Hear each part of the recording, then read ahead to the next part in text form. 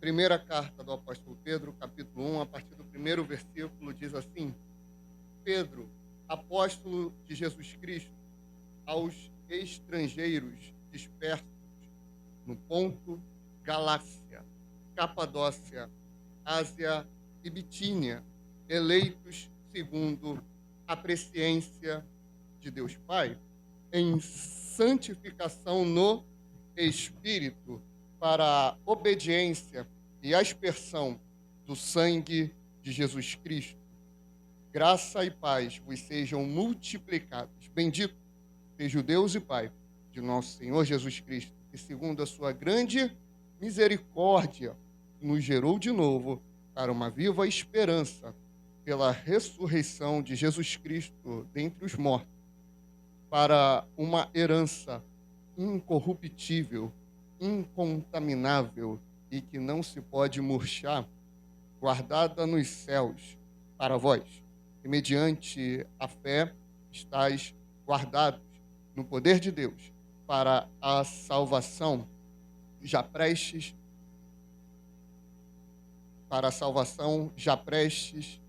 se revelar no último tempo, em que vós grandemente vos alegrais, ainda que agora importa, sendo necessário que estejais por um pouco contristados com várias tentações, para que a prova da vossa fé, muito mais preciosa do que o ouro, que perece e é provada pelo fogo, se ache em louvor, honra, glória, na revelação de Jesus Cristo, ao qual, não havendo visto a mais, no qual não vendo agora, mas crendo, vos alegrais com gozo indescritível e glorioso, alcançando o fim da vossa fé, a salvação das vossas almas. Amém, irmãos? A igreja pode sentar com a graça de Deus.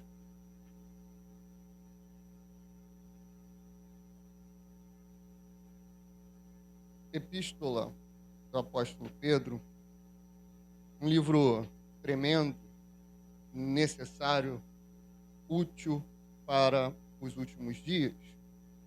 Nessa epístola nós temos um grande aprendizado sobre como funciona a nossa salvação. Nessa epístola nós temos um entendimento, em especial, capítulo 1, como a salvação ela vai se dar. Nós vamos discorrer ao longo da mensagem de hoje, versículo 1 até o versículo 9. E vamos ter aí uma série de mensagens, uma série de mensagens falando sobre a salvação, como ela se dá e a sua importância para os nossos dias. Quando é que essa carta foi escrita? Onde ela foi escrita? Tudo isso é importante para entendermos os elementos que se encontram no texto. Isso vai facilitar quando a gente imerge, quando a gente entra no texto bíblico para poder provar e entender melhor. Essa carta ela foi escrita quando o apóstolo Pedro ele estava num contexto de prisão e perseguição pelo Império Romano. Ali, Pedro, ele, muito ousado, pregava o evangelho, era estabelecido no nome do Senhor. Isso se deu no período de 60 a 68 depois de Cristo. E ele pregou e se estabeleceu ali em Roma, no período do governo do imperador Nero. Nero, aquele que é conhecido pelas chamas em Roma, Pedro estava nesse contexto. E é interessante que a gente vai ver que logo no início ele se identifica, Pedro, apóstolo de Jesus Cristo, aos estrangeiros dispersos, ele vai falar para quem é essa carta. Só que ele faz questão de se identificar, e era um costume muito grande, que era justamente para dar a validade para a epístola, para dar a validade para a carta, para que entendessem que quem estava falando ali era o próprio apóstolo Pedro. Alguns, a partir do século XIX, XX, vão tentando invalidar a Bíblia, né? Vão dizer que essa carta não foi escrita por Pedro, porque é um grego, né? O original da carta é um grego muito bem escrito, e Pedro, a gente sabe, ele não era o mais erudito, né? Dos discípulos. Então fica aquele questionamento. Só que Pedro, ele cresce na região da Galileia. E ao redor da Galileia eram só gentios. E eles eram influenciados não só pela cultura, mas também pela língua grega. Então Pedro a dominava. E a gente vai ver em outros versos da epístola que teve um homem que ajudou Pedro a escrevê-la. E possivelmente esse homem também ele era bastante erudito. Mas isso não importa. O estranho é que 18 séculos a carta foi aceita, o livro foi aceito, mas sempre retornam tentando invalidar a Bíblia. Isso me ensina uma coisa, irmão. A Bíblia ela nunca será aceita de forma unânime. Ela nunca será abraçada de forma unânime. Não aqui nessa terra, não aqui nessa vida. Só que tem uma verdade sobre ela, inclusive está aqui nesse texto. Passará céus e terra, vai murchar a erva, vai secar a flor, mas a palavra do Senhor permanece. Ela é eterna, ela é soberana. Essa palavra é o próprio Cristo que nos deixou. É o Cristo vivo que salta dela. Pedro escreve essa epístola. Ele endereça essa carta não só para uma região. Você vai ver que Paulo ele escreve aos Coríntios 2 vezes. Ele escreve aos Colossenses, o povo de Colossos, a igreja que estava em Colosso. Pedro não, ele está trazendo uma carta que é conhecida como uma carta católica, uma carta universal. Católica, pastor? Nós somos reformados, protestantes, evangélicos. Não somos católicos? Não, não somos. Só que o católico, o termo católico significa universal, ou seja, era uma epístola para alcançar crentes de várias regiões, não era de uma região exclusiva. Inclusive, a igreja é uma igreja, ela é católica. Em que sentido? Ela não é uma igreja que é elitista. Nós não queremos apenas alcançar pessoas com dinheiro, pessoas sem dinheiro, pessoas negras, pessoas brancas. Não, ela é para todos os que creem. Inclusive, Paulo fala, em Cristo não tem mais judeu e não tem grego. O evangelho é para todos. É uma igreja que é católica nesse sentido, mas não é romana, amém? Não seguimos a doutrina romana. Pedro, ele escreve para aqueles que estão em Ponto, Galácia, Capadócia, Ásia e Bitínia. A gente vai ver que o apóstolo Paulo ele escreve para essa região também, da Galácia. Ele escreve para esse povo porque ele plantou uma igreja lá. Só que ele não alcançou toda a região. E você vê que Pedro não tem essa preocupação não é uma preocupação de invadir um outro território. Porque eles não estavam preocupados em dar um legado para o nome dele. O apóstolo Pedro podia chegar lá pomposo, grandão, e falar assim, olha só, eu sei que Paulo ensinou aí, mas eu também tenho algumas coisas para ensinar. Não. A preocupação de Pedro é que o evangelho alcançasse cada vez mais vidas. A gente vê o cenário atual hoje, existem pastores que brigam com suas ovelhas quando as ovelhas vão visitar uma outra igreja, porque ficam naquele ciúme, né? Ficam naquela coisa. Aqui você vê que Pedro e Paulo, eles não tinham essa intenção, vou criar o meu nome, eu vou ser grandão, não. A gente só planta igreja, irmãos. A gente só estabelece igreja porque está faltando igreja verdadeira. Porque está faltando uma igreja centrada na palavra. Está escasso e cada vez mais vai aumentar essa escassez. A apostasia está chegando. pode ter muitas placas de igreja espalhadas pelas ruas e pelas cidades, mas isso não quer dizer que são igrejas bíblicas. Isso não quer dizer que são igrejas devotas a Jesus Cristo. Por isso nós estamos avançando. Plantamos igreja, pregamos o evangelho, alcançamos mais e mais almas. E para isso é necessário que os valentes se levantem e preguem a palavra de Deus. Valentes como Pedro, num contexto de perseguição romana, num contexto onde tinha um imperador louco, inclusive esse imperador, ele tipifica, ele lembra o que será o governo do próprio anticristo. Mas Pedro, ele corajosamente escreve essa epístola. Qual o propósito? Encorajar os cristãos perseguidos, os cristãos que estavam confusos, a permanecerem unidos e firmes na fé. Ele escreve para esse povo, no verso 2 ele diz: eleitos, os estrangeiros, os que estão dispersos, eleitos segundo a presciência de Deus, o Pai, em santificação do Espírito para obediência e aspersão do sangue de Jesus Cristo, graça e paz vos seja multiplicada. Presta bem atenção nisso. Ele usa o termo estrangeiro. O que é um estrangeiro? É alguém que está em uma terra estranha. E disperso. O que quer dizer o disperso? É aquela pessoa que está fugida. Aquela pessoa que está com medo de ser pega em alguma situação. Por que o povo estava disperso? Não era disperso no sentido de não estar prestando atenção, entende? É disperso no sentido de estou fugindo. Quando acontece o primeiro martírio, que é o martírio do diácono Estevão, lá em Atos dos Apóstolos, capítulo 7, o povo vai embora. Basicamente fica o colégio apostólico em Jerusalém. E o povo começa a correr porque, olha, o negócio é sério. Eles vão tentar matar a gente. Eles vão tentar encerrar a gente na prisão. Eles vão embora. Aí se tornou a diáspora, os dispersos, aqueles que estão fugindo para preservar sua vida.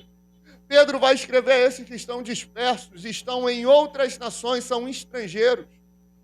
Só que ele vai usar um jogo de palavras.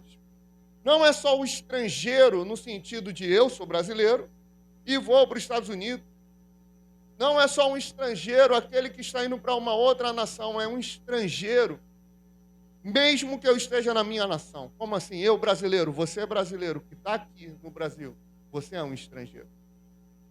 Por quê? A tua cidadania não é aqui na terra. A tua cidadania não é nesse mundo. A tua origem não é aqui e agora. E Pedro vai desenvolver bem isso. A nossa origem, ela está onde? Está no lugar onde nós fomos gerados. Está no lugar onde nós nascemos. Está de onde nós viemos. Está na nossa origem. O nosso passado, ele está no mar do esquecimento. Agora a nossa origem está guardada em Deus. A nossa origem está guardada em Cristo. Nós fomos eleitos segundo a presciência de Deus. Nós fomos chamados pelo poder de Deus. Desde a eternidade o Senhor já viu a nossa salvação. O Senhor já viu a nossa vida. O Senhor já determinou aqueles que seriam salvos. Isso em santificação. Porque quando falamos de eleição, as pessoas vão olhar e falar assim, olha, se Deus já nos elegeu, então eu posso viver da maneira que eu quiser. Se eu já sou um eleito, então eu vou viver da forma que eu quiser, porque eu tenho a salvação garantida. Mas olha o que o próprio Pedro diz, eleitos segundo a presciência de Deus Pai, em santificação. Só é eleito, irmão. Só é salvo em Cristo Jesus aqueles que andam em santidade. E o interessante, Lincoln, é que quando Pedro está falando isso, eu sempre piso nesse tipo de mensagem. Ele não está falando a crentes que estão com a vida tranquila. Não, pastor, mas olha só, eu estou com muito desafio. Estou com desafio em casa, estou com desafio com o filho, com o pai, com a mãe, com a esposa, com o marido. Estou com desafio no trabalho. O desafio deles aqui era guardar a própria vida. Era guardar a vida da própria família. Era guardar a vida dos seus. porque eles estavam literalmente correndo risco de vida. Eu ainda não parei para ler a reportagem, mas parece que lá na China estão começando a proibir a pregação do evangelho. Tenho dito e tenho alertado, irmãos, a perseguição, ela vai chegar. Ela virá. É inevitável. Não temos para onde correr. Enquanto não amadurecermos, enquanto não crescermos e acharmos que luta e problemas são essas situações periféricas que acontecem em nossa vida, estaremos perdidos. Mas Pedro dá um alerta. Vocês estão todos sendo perseguidos, né? Pessoal da diáspora, da dispersão, vocês que estão correndo, vocês foram chamados por Deus. Vocês foram eleitos por Deus. Vocês têm a salvação somente se vocês andarem em santificação. Que isso, pastor? Pedro está preocupado com a santidade deles, é o que importa. A nossa vida, Paulo fala, nós não temos que tê-la por preciosa, a não ser alcançar a coroa que nos foi proposta. É isso. Para a obediência e a expressão do sangue de Cristo, de Jesus Cristo, graça e paz vos seja multiplicada. Ele vai começar a desenvolver e vai começar a explicar qual é o objetivo da salvação. Bendito seja o Deus Pai de nosso Senhor Jesus Cristo, segundo a sua grande misericórdia, nos gerou de novo para uma nova, viva esperança, pela ressurreição de Jesus Cristo dentre os mortos. O mundo, ele está perdido. O mundo, ele está caído. Eu pergunto para você, como vamos ter esperança? Eu pergunto para você, como nós vamos ter algum escape? Em que nós vamos nos agarrar? Em que nós vamos nos prender? O homem tenta se prender a um monte de coisa. Bebida, futebol, mulheres, farra, político, tem um monte por aí. Vão arrumando o seu ídolo de estimação, vão arrumando os seus próprios deuses para poder se agarrar, mas não sustenta, porque tudo isso é distração do maligno. É uma forma de tentar maquiar que o mundo está bem, o mundo está legal. Olha, ano que vem vai ter Copa do Mundo. Ano que vem tem eleição. Olha que maravilha, vamos escolher os nossos governantes. Vamos escolher aqueles que vão nos representar. Ora, irmão, no dia que um político me representar, a minha vida acabou. Acabou! O mundo está perdido, o mundo está caído e a nossa visão ela é limitada. A nossa esperança só pode ser renovada com uma ação. E essa ação do Espírito Santo que Jesus explica para Nicodemos lá em João 3, é o novo nascimento. Olha o que ele fala, segundo a sua grande misericórdia, nos gerou de novo. Nos deu uma nova vida. É por isso que a nossa origem não é aqui na terra. Porque nós até nascemos aqui, mas quando o Senhor nos converteu, quando Ele nos chamou, nós morremos para esse mundo e nascemos nas regiões celestiais, nascemos no seio de Deus, nós estamos agora em Cristo Jesus. A regeneração, o novo nascimento nos dá uma viva esperança. Isso só pode ser real porque Jesus venceu a morte. Olha o final do verso 3. Pela ressurreição de Jesus Cristo dentre os mortos. Essa é a nossa esperança. Para uma herança, verso 4, incorruptível, incontaminável, e que não se pode murchar, guardada nos céus para vós, que mediante a fé estáis guardados na virtude de Deus para a salvação, já prestes para se revelar no último tempo. essa herança que nós temos disponível diante de nós, ela tem um valor único. Essa herança é a salvação, ela não é negociável. Olha, não, aqui vamos, portanto, não, ela nos foi dada, por isso que é herança. O que constitui uma herança? Acho que ninguém aqui, né, teve esse privilégio, né, de herança. Também não tive. Da outra parte, porque uma parte está viva aqui, espero que fique por muito tempo, amém? Também não tive herança, mas em que constitui a herança, irmãos? A herança não necessariamente eu trabalhei por ela. Não necessariamente eu me dediquei por aquele patrimônio. Tanto que se brinca, né, que tem um monte de filhinho de papai que recebe uma herança e gasta tudo, não consegue dar sequência, não consegue escalar, não consegue crescer. Porque foi mimado a vida toda e recebeu ali uma herança, porque ele não merecia, ele recebeu algo que ele não fez por onde receber. A herança incorruptível que eu e você temos é maior do que todos os tesouros do mundo, irmão.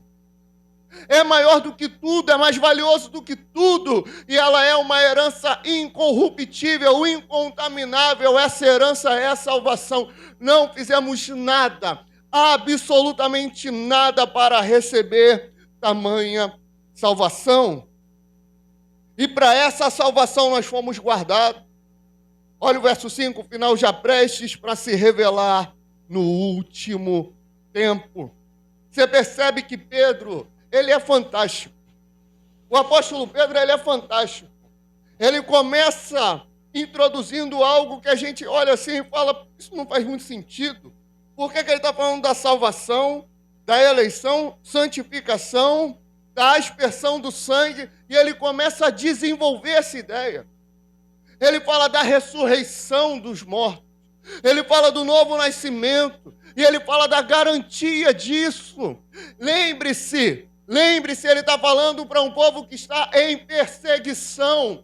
Ele está falando para um povo que tem a possibilidade de, a qualquer momento, ver a sua fé esvair, ver a sua fé esmurecer, dele olhar para um lado, ele olha para o outro e fala, meu Senhor, o que eu fiz? Eu estou sendo perseguido por amor ao teu nome, mas é muito difícil ver o meu filho nessa situação, ver homens sendo jogados nas arenas para os leões comerem, é muito difícil, soldado romano enfiando a espada no estômago do meu irmão, é muito difícil, Pai amado.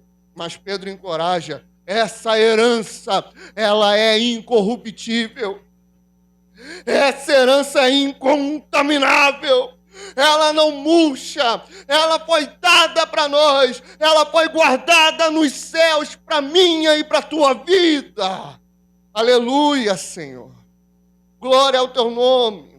Em que vós, verso 6, grandemente vos alegrais, ainda que agora importa, sendo necessário, que estejais por pouco tempo contristados com várias tentações.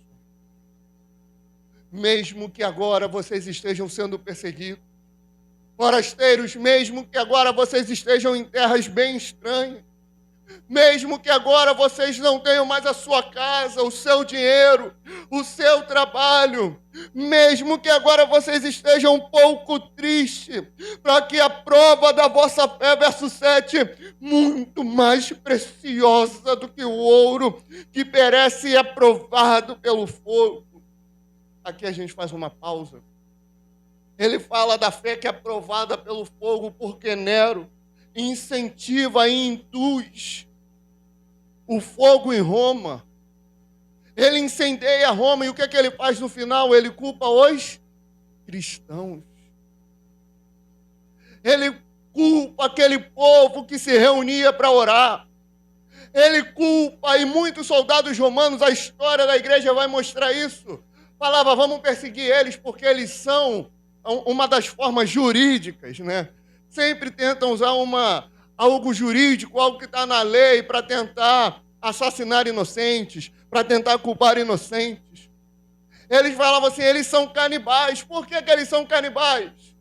Porque eu ouço eles lá no seu momento de culto falando, tomai e comei, este é o meu corpo, que é dado por vós. Ou seja, eles falavam que os cristãos eram canibais porque eles estavam ceando, mas eles não entendiam a simbologia bíblica.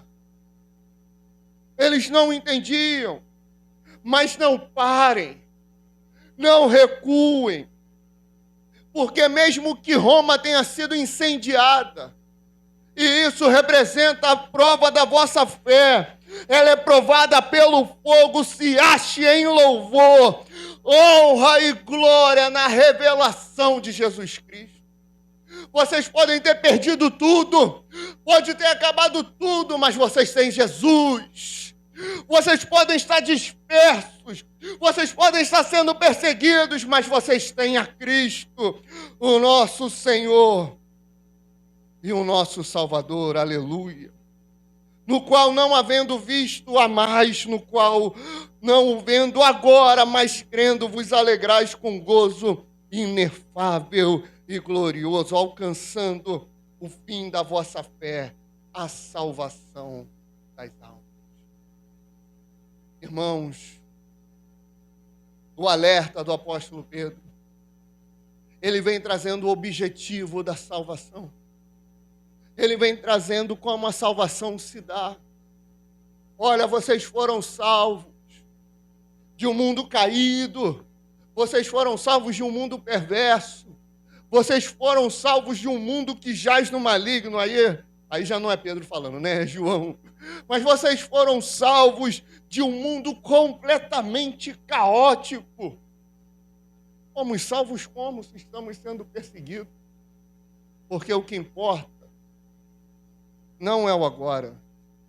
Aí a gente lembra de Paulo que a tristeza ou a tribulação momentânea desse tempo presente não se pode comparar com a glória que há de ser revelada. Só que o contraste qual é? Se lá eles sofriam com a perseguição, mas tinham o Espírito Santo, mas eram edificados, eram salvos verdadeiramente, hoje é o contrário. Lá, Satanás, ele olhou e falou assim, olha, se nós formos contra eles de forma agressiva, nós vamos vencê-los. Só que eles viam que conforme eles matavam um, nascia 2 crentes. Matava 4, nascia 8. Tanto que tem uma frase que é célebre desse período, que o sangue dos mártires é a semente da igreja. Mata 1, nasce 2, mata 2, nasce 4 e por aí vai. Aí ele mudou, ele falou, a gente não vai mais fazer isso não. A gente não vai mais matar não. A gente vai se juntar a ele. A gente vai estar junto deles. Aí nasce o catolicismo romano.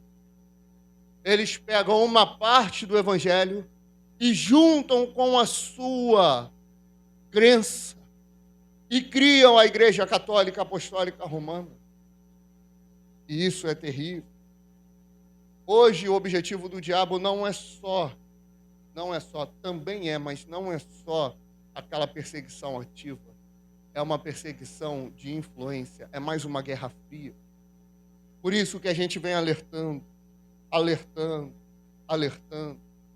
Em alguns lugares haverá um foco de perseguição, e a igreja tem que lembrar disso. E a igreja tem que se lembrar da salvação. A gente esquece da salvação muito rápido. É aparecer uma proposta de pecado, a gente já cai. É aparecer uma situação, aí a gente bota a mão na cabeça, eu sou pecador. Imagina o apóstolo Pedro vivo hoje, meu irmão, escrevendo uma carta para a igreja Aliança Cristã que está na Pavuna, para a igreja de Cristo que está no Rio de Janeiro, para a igreja de Cristo que está no Brasil. Imagina! Ele devia olhar e falar assim, olha, eu me preocupava lá atrás em falar de santidade para um povo que estava sendo perseguido. Vocês estão aí com toda a oportunidade de estabelecer o reino dos céus e nada faz. A igreja tem se tornado cada vez mais uma vergonha, mas não podemos fazer parte disso, amém? Nós devemos ter um posicionamento correto diante de Deus. Nós devemos lembrar do novo nascimento. Nós nascemos de novo, não pertencemos mais a esse mundo, meu irmão. Nós não somos daqui. Nós não somos dessa, somos forasteiros. Somos peregrinos, como o autor aos Hebreus fala, em terras estranhas. A salvação não começa com santidade. É um erro impor a um descrente uma mudança externa. Se não houver uma mudança de perspectiva e de visão.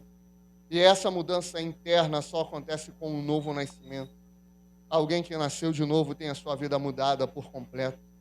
Consegue ter fé, esperança, caminhar em profundidade, em obediência a Jesus Cristo. O novo nascimento é necessário. Tem um monte de gente que entra na igreja e fala, tem que andar em santidade, a pessoa nem nasceu de novo, nem se converteu, aí ela anda num falso moralismo. Você já reparou como tem muito desviado? Já reparou como tem muito desviado? Muito, muito desviado. Na igreja, conversávamos semana passada com algumas pessoas, e eles estavam falando da alta rotatividade que tem na igreja. É porque não se ensina e não se zela pelo princípio básico que é a fé, é o arrependimento, é a regeneração, é a mudança de vida. E essa mudança, ela não começa no exterior, ela começa aqui, ó.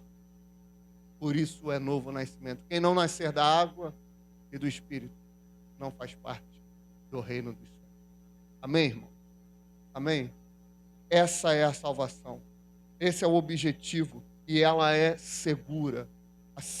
A salvação nos traz essa segurança. Nós entraremos no céu. Nós estaremos com Cristo, como diz aquele louvor, nós veremos a face do nosso Salvador. Isso não é um subterfúgio para vivermos em pecado. Independente das circunstâncias que nos rodeiam. Nós não temos essa desculpa para dar. Nós precisamos estar firmes hoje, amanhã e sempre. Amém, irmãos? Vamos ficar de pé, vamos falar com o nosso Deus.